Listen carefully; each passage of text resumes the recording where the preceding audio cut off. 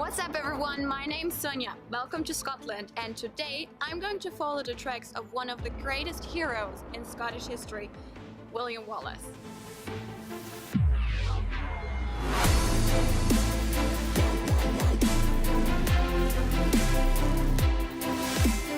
Don't we all remember the young Mel Gibson riding through the Scottish landscape, fighting for Scottish independence with blue paint on his face? Sons of Scotland!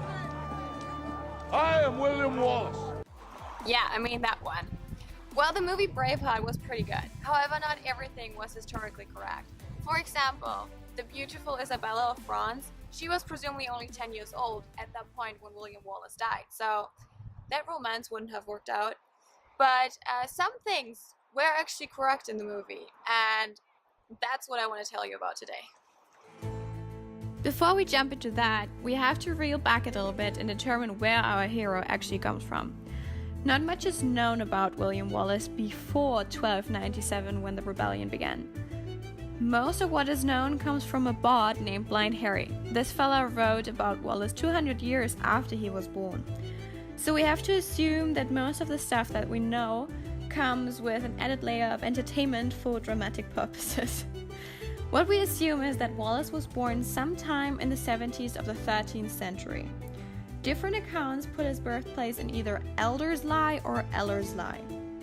When William Wallace was 27, English King Edward I forced John the Balliol, who was at that time a Scottish king and had a reputation for being very weak, forced him to abdicate, jailed him, and declared himself as the rightful ruler of Scotland. Legend has it now that William Wallace married Marion Braveheart in Lanark. At this time, he already had a reputation for not being very English friendly, and at one point the sheriff of Lanark became aware of him.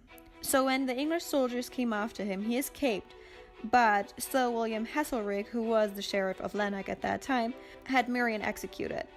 And the same night, Wallace and his men entered Lanark Castle and killed Heselrigg and every English soldier that was present at that time in the castle. After this, William Wallace became public enemy number one and the Scottish Rebellion began.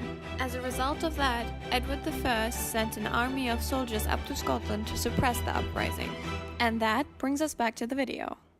So after starting the rebellion, one of the most important events happened right here where I'm standing right now, and that is the Battle of Stirling Bridge.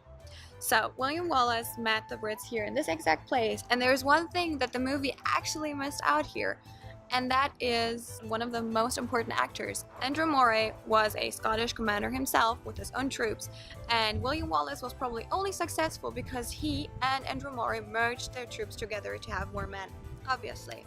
So through the merger of their troops, and by taking advantage of the bridge, which stands here at this point exactly as it stood here 721 years ago, which is pretty impressive if you ask me, they actually were victorious over the outnumbering troops of John the Roran. Unfortunately, Andrew Moray died right after this battle, so William Wallace took it upon himself to go to England and raid a little bit in the northern part. However, this success only lasted for about a year until Edward I, Edward Longshanks, came back from France and faced William Wallace's troops at the Battle of Falkirk. So we all know how that battle ended. The movie was very precise about that part. Well, not much is known about what happened with William Wallace in the next 7 years. Some historians say that he actually went to France for some time. I mean, he was a fugitive, so he had to avoid the British troops because they were looking for him. Finally, in 1305, he was betrayed by Menteith, and he handed him over to the British troops. So what happened with him after that? Well, the movie is pretty detailed about that. William Wallace was hanged, drawn, and quartered, and all the 4 parts of his body were sent to 4 different regions in England, basically to show everyone that nobody should be doing this again.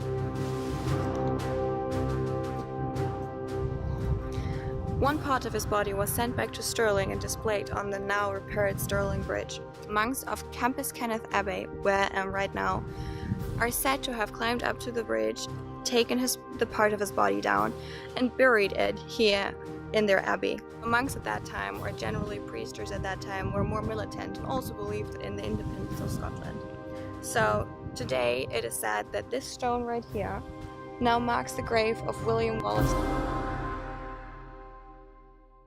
Normally there is also a rose lying here, so some of the people still remember. It is only a story, nobody knows if this is really true, but it is actually a nice story, isn't it? I don't want to stop here, however. I'm pretty sure you remember the end scene where Robert the Bruce told his father that he chooses to never stand on the wrong side again. I will never be on the wrong side again. And he actually did that.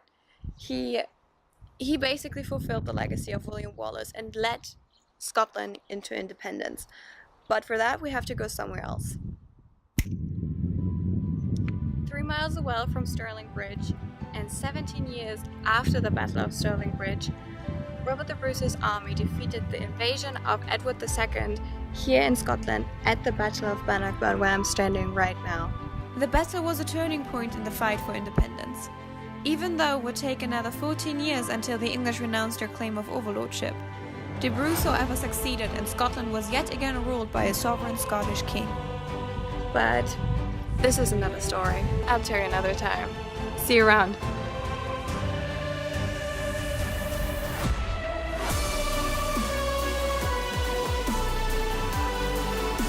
Wait, before you go, I just wanted to say thank you so much for watching.